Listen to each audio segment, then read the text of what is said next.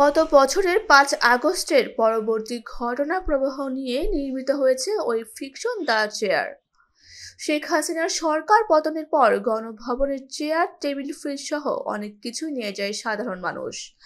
সেভাবে গণভবনের একটি চেয়ার পৌঁছায় একটি বাসায়, পরে ঢাকা থেকে যাবে গ্রামে। সেসব ঘটনা উঠে আসবে ওই ফিকশনে।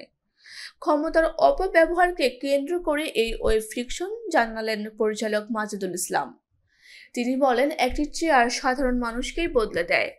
এই চেয়ারকে ব্যবহার করে মানুষ কিভাবে ক্ষমতা ব্যবহার করে সে গল্প আমরা তুলে ধরার চেষ্টা করছি। এর মধ্যে একটি বার্তা দেওয়া হয়েছে, চেয়ার কখনো স্থায়ী নয়, মানুষের পাশে থাকাটাই দিন শেষে দেশের জন্য প্রয়োজন। ওই ফিকশনে অভিনয় করেছেন শরাফ আহমেদ জীবন।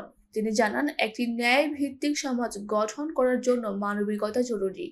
তিনি বলেন, সমাজে অনেক বৈষম্য দেখা যায়, সেখানে একজন অসুস্থ মানুষের মধ্য দিয়ে গল্পটি বলা।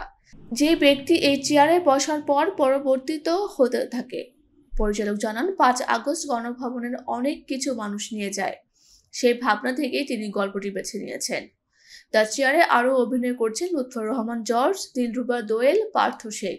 এটি ২৫ জানুয়ারি ওটিটি প্ল্যাটফর্ম বঙ্গতে প্রচারিত হবে।